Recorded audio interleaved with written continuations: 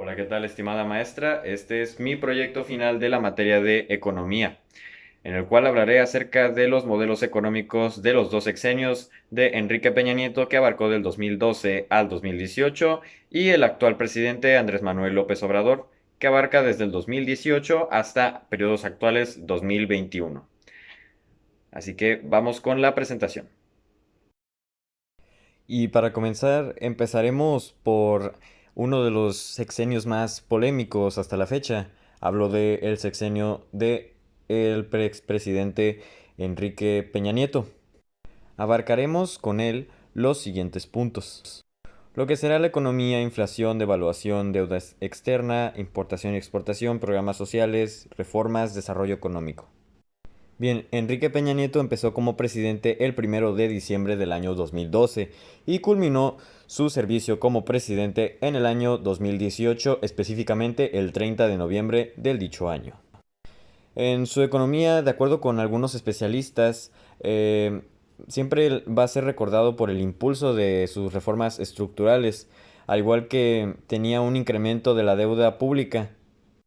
De igual forma tenía un bajo crecimiento económico, pero también por algunos eventos internacionales como la renegociación de el ahora llamado acuerdo comercial entre lo que fue los Estados Unidos y Canadá, o el Tratado de Libre Comercio. Vamos con un punto muy importante: la inflación. Aquí se observó que en la inflación se acumulaba cerca de 27.9% de lo que representó verdaderamente su nivel económico más bajo durante 8 sexenios anteriores, siendo este el más bajo hasta esa fecha. Ahora vamos con la devaluación. Al finalizar lo que fue el sexenio de Felipe Calderón, el antecesor de Enrique Peña Nieto, la paridad que hubo se encontraba entre los 12.9390 pesos por dólar. Sin embargo, a un día del cierre de la gestión de Enrique Peña Nieto, antes de que él asumiera el cargo, el tipo de cambio alcanzó un precio increíble. Oscilaba entre los 20.2745 pesos por dólar, lo que implicó una depreciación del 56%. El nivel máximo que hubo se ubicaba entre los 11.9599 pesos por billete.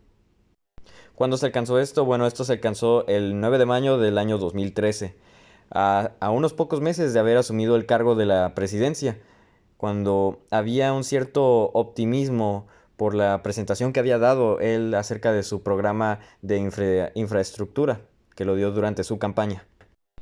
Y bien, ahora con la deuda externa, lo que pasó fue que, con base en el estudio que se realizó al inicio del sexenio pasado, que fue el de Enrique Peña Nieto, cada mexicano debía aproximadamente 37.837 pesos, y 6 años después el monto subió hasta los 60.000 para arriba, esto siendo individual por persona. Se llegó a una conclusión en este análisis acerca de que Peña Nieto gastó alrededor de 800.000 millones de pesos, para incluso hasta más. Esto no estaba originalmente previsto en su administración, es decir, hubo una variación del 9.0%. Ahora bien, pasando lo que es importaciones y exportaciones, aquí lo que hizo Peña Nieto fue mantener una política comercial bastante abierta, dando renovación e impulso siempre a los tratados en los que participaba México. Uno de ellos fue la modernización del Tratado de Libre Comercio con la Unión Europea, y el inicio de algunas negociaciones para países de Asia y Medio Oriente. En este punto, al llegar Donald Trump a la presidencia, lo que hizo fue ponerse en una posición defensiva. Entonces lo que realizó Peña Nieto fue tratar de renegociar ese tratado de libre comercio de América del Norte, y lo que implicó pagar elevados costos para poder mantener ese acceso preferencial a su principal mercado de exportación, que era Estados Unidos. En cuanto a programas sociales, durante su sexenio del presidente Enrique Peña Nieto, solo 2 de cada 10 programas del desarrollo social cumplieron su función. Esto quiere decir que hubo una mala organización entre ese tipo de programas sociales, ya que Peña Nieto no rendía claramente como un buen líder.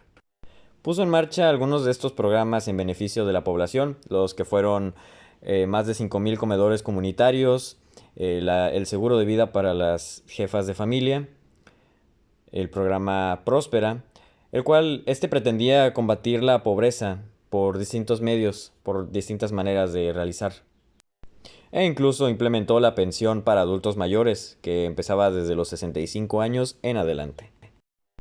En cuanto a reformas, pudimos observar varios puntos a favor de Enrique Peña Nieto, como lo fueron tres de las más importantes, que fue la reforma educativa. Tenía como objetivo una evaluación y desempeño de los maestros. ¿Con qué motivo? Bueno, para medir su calidad y resultados que el Estado les iba a asegurar, para que cada maestro cumpliera con el perfil que requería en el sistema escolar.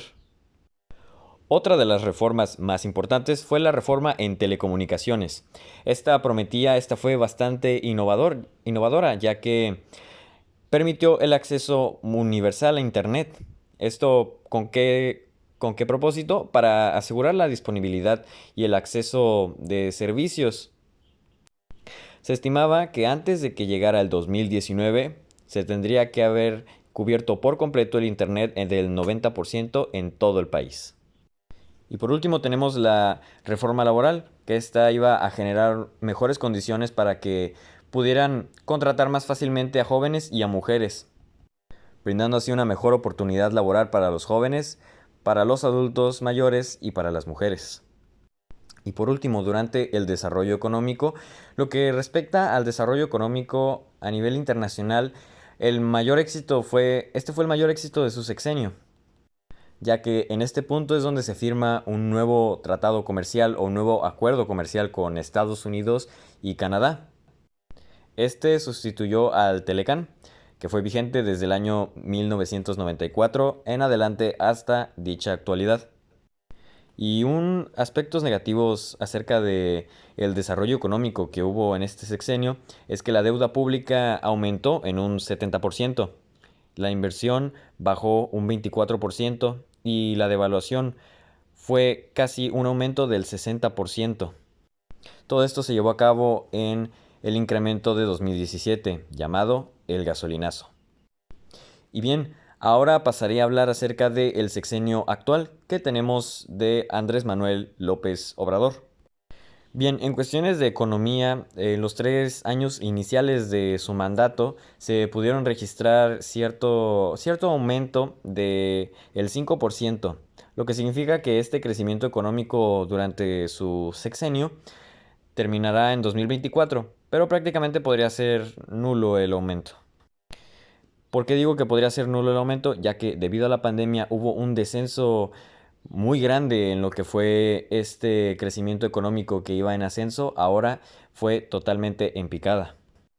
La inflación se aceleró inesperadamente en la primera mitad de marzo del año 2019, hasta que se registró una variación anual del 4%,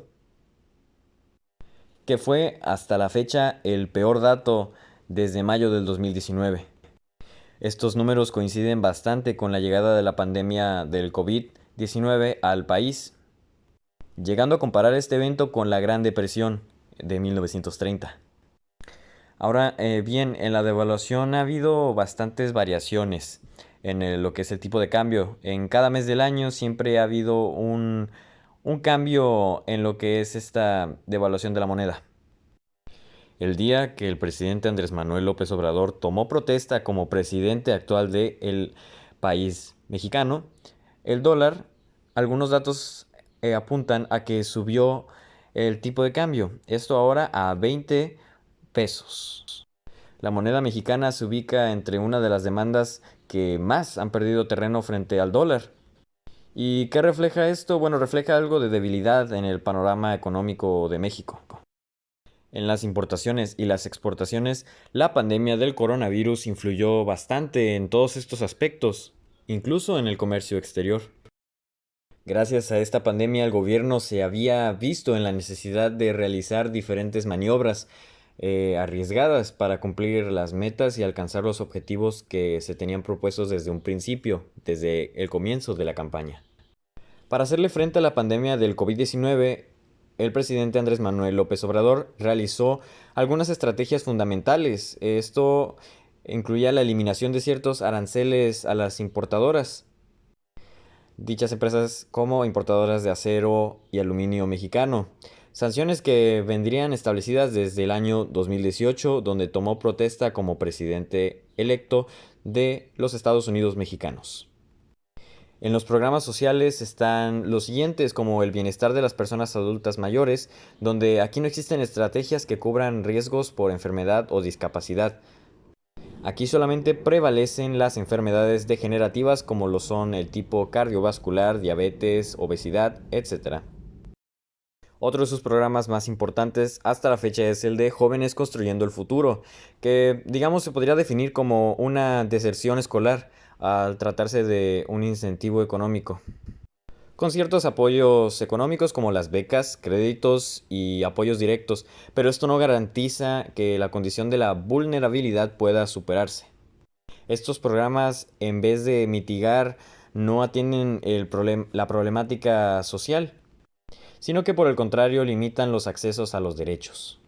Algunas de sus reformas más importantes fueron las siguientes. ¿Qué fue la ley de los hidrocarburos? ¿Esta en qué consistía? Bueno, permitía que este gobierno suspenda permisos para las empresas privadas en el mercado de combustibles. Está la reforma del Poder Judicial. ¿Que esta en qué consistía? Bueno, esta permite la extensión de los plazos de ciertos funcionarios judiciales, siendo estas las reformas más importantes hasta la fecha en su mandato. Y como último punto tenemos el desarrollo económico. Bueno, sabemos que debido a la pandemia el desarrollo económico se vio afectado de una manera considerable. Esto solo tendrá una consecuencia de mayor pobreza en el país, mayor desempleo y llegando a la quiebra de las microempresas y pequeños negocios a nivel mediano. ¿Esto en qué va a repercutir? Bueno, va a repercutir en que va a hacer padecer al país de una recuperación muy larga y dolorosa, que tendrán que pasar varios años. Tendrán que pasar varios años para que este país regrese a los niveles macroeconómicos que había antes por la crisis que vivimos ahora en pandemia. Ahora bien, vamos con mi conclusión personal acerca de estos dos sexenios. ¿Cuál considero que fue mejor? Y en conclusión, ¿qué es lo que puedo decir acerca de estos dos sexenios, acerca de Peña Nieto y el de Andrés Manuel López Obrador? Bueno, concluyo con con la siguiente disertación. Considero que el mandato de Enrique Peña Nieto, si bien perjudicó en muchos aspectos a la economía, ya sea como bien lo vimos en el desarrollo económico, en el crecimiento económico, incluso en la importación y exportación, también tuvo aspectos positivos, como lo fue las reformas, las grandes reformas en educación, las de telecomunicaciones, etcétera. Entonces, al tener esto en cuenta, ¿cuál ha sido el mejor mandato hasta ahora? En una opinión personal, yo considero que ha sido hasta ahora algo equilibrado, ya que los dos han tenido tanto puntos buenos como puntos malos. El de Andrés Manuel López Obrador, si bien tenemos bastantes puntos a su favor, en la economía por medio de la pandemia ha disminuido un poco y el presidente no ha sabido cómo manejar perfectamente el proceso que lleva a estar en pandemia y estar a distancia. En esta nueva normalidad se complica un tanto el hacer crecer esa dicha economía. Entonces, ¿cómo podemos concluir esto? Bien, considero que los dos son un nivel bastante equilibrado en cuestiones de crecimiento económico, desarrollo económico, deuda externa, reformas, aunque en cuestión de reformas considero que Peña Nieto tuvo más aciertos, ya que Andrés Manuel López Obrador, si bien aportó algo, no es algo demasiado relevante como lo es aquel que trata de evitar las extorsiones. No es algo tan, digamos, demandado, tan ocupado en estos momentos, ya que sabemos que las extorsiones son algo común, pero no es algo de lo que se deba a uno de preocupar tanto. En cambio, Peña Nieto tenía muchas fórmulas innovadoras, como lo es la reforma, como bien lo mencioné, en telecomunicaciones, que es lo que hizo que no solamente los teléfonos celulares pudieran hacer llamadas, ya que también se pudieran mensajear los famosos datos. Se ampliaran las redes móviles por todo el país. Entonces, concluyo que si bien los dos tienen puntos buenos y puntos malos, están equilibrados cada uno de ellos. Y con esto termino mi proyecto final. Y muchas gracias, maestra, por ver el proyecto del cuarto parcial. Hasta luego.